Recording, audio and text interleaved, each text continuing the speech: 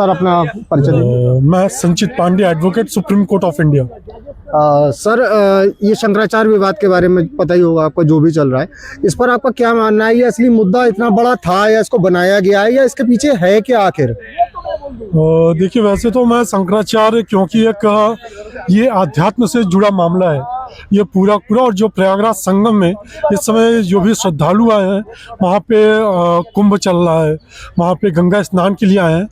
शंकराचार्य को चाहिए कि वो अगर देखिए किसी विशेष जाति समुदाय से शंकराचार्य बिलोंग नहीं करते हैं। उन्हें ये जो उपाधि दी जाती है कोई छोटी मोटी उपाधि नहीं है, ये बहुत बड़ी उपाधि है।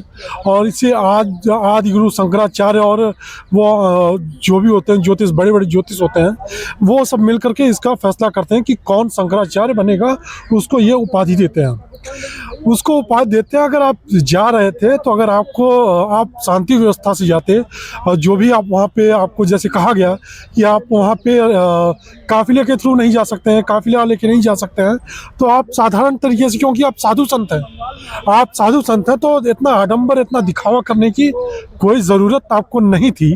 आप साधारण तौर पे जाते, अपना स्नान करते, वहाँ कुंभ में रहते, अपने टेंट में रहते, कोई आपको दिक्कत नहीं थी। और दूसरी बात है कि साधु संत को इस ढंग से रोकना या कहना या कहीं पे भी लांछन लगाना, वो मैं ज़रूरी नहीं समझता हूँ। तो इसमें सर क्या दिखता है आपको कि ये कोई इन फ्यूचर अपने आप को नेता देख रहे हैं या कोई पॉलिटिकल एजेंडा है क्या इसके पीछे? देखिए, पॉलिटिकल एजेंडा है या नहीं है ये तो मैं नहीं बता सकता, ठीक है, लेकिन इन फ्यूचर अगर ये नेता देख रहे हैं तो मुझे नहीं लगता कि अगर आप आध्यात्म की ओर कदम बढ़ाए हैं तो आप आध्यात्म की ओर रहें, क्योंकि नेता जो है, देखिए पॉलिटिक्स क्या है क्या नहीं है आज के टाइम में, कलयुग में, आज के मौजूदा समय में पॉलिटिक्स क्या चीज़ होती है वो आप भी अच्छे तरीके से जानते हैं और मैं भी जानता हूँ, ठीक है। और तो आध्यात्म क्या है क्या नहीं है वो पॉलिटिक्स के बहुत परे है। आध्यात्म एक आध्यात्म चिंतन की ओर ले जाता है।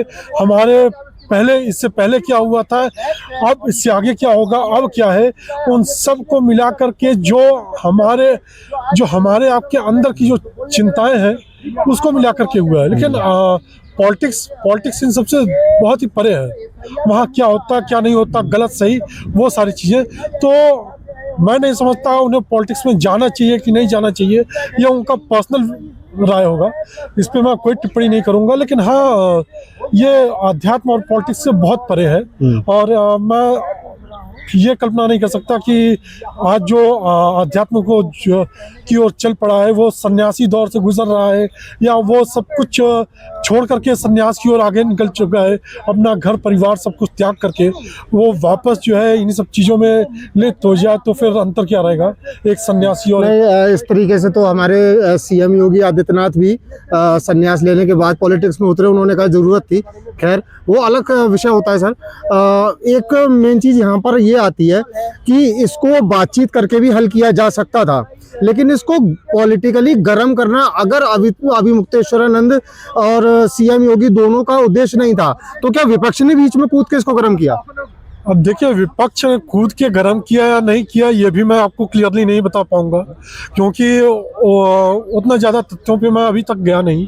और दूसरी बात रही है महाराज जी को, क्योंकि ज़रूरत था। महाराज जी एक बार नहीं कई बार सांसद रह चुके गोरखपुर से, इसलिए वो उन्हें मुख्यमंत्री चेहरा बनाया गया, वो आज से नहीं पहले से ही।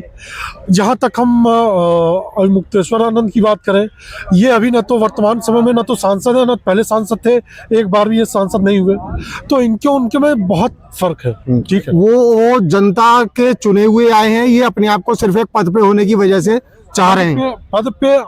पद पे हैं, लेकिन आप न कि आप किसी पॉलिटिकल चेहरा हैं, न तो आप किसी पॉलिटिकली पद पे आप हैं, ठीक है। वो एक दूसरा हो जाता है कि आप शंकराचार्य हैं या जो भी हो, आप आध्यात्म की ओर बढ़ चुके हैं, आप चोला पहने हुए, आप भगवान के उपासक हैं, जो है मैं ये कह सकता हूँ। लेकिन आपका पॉलिटिकली जो है कहीं से भी आप किसी पद पे नहीं रहे, आप कुछ भी अभी तक ऐसा नहीं रहा।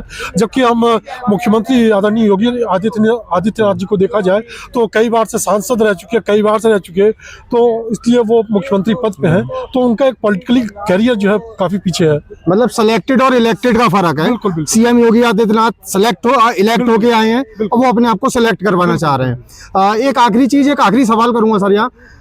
मामला सुप्रीम कोर्ट में पेंडिंग है, उसके बावजूद अपने आप को जगह जगह हर मंच से हर उस पे शंकराचार्य कहलवा देना, ये कोर्ट की अवमानना नहीं है क्या? देखिए मैं वैसे बता दूं, अगर मामला अगर कोर्ट में विचाराधीन है तो बिल्कुल भी जब तक फैसला नहीं आ जाता है तब तक मैं उचित नहीं समझता हूं कि अपने आप को इस ढंग से प्रदर्शित करना। एक आम आदमी को अगर आप देखिए आज के दौर में अगर कोई फर्जी डॉक्टर, इंजीनियर या कुछ भी ऐसे पद देता है तो उसके ऊपर कार्रवाई हो सकती है, क्योंकि ये एक फ्रॉड कर रहा है। ठीक है, तो ऐसे कई मामले हैं ऐसे। मैं इसके बारे में, उनके बारे में ऐसा कुछ भी नहीं कहूंगा, लेकिन हाँ, अगर कोर्ट में अगर विचाराधीन है तो आप उस चीज से अभी आप दूर ही रहिए तो ज्यादा बेहतर है। उससे बचें अपने आप को, ज्यादा बेहतर, ज्यादा बेहतर। जी धन्यवाद सर आपका। तो आपने देखा शंकराचार्य मामले पर सुप्रीम कोर्ट से हमारे साथ वरिष्ठ वकील थे, इन्होंने अपनी राय दी। आप अपनी राय कमेंट में जरूर दें, बताएं आपका क्या कहना है इस पूरे मामले पर। धन्यवाद।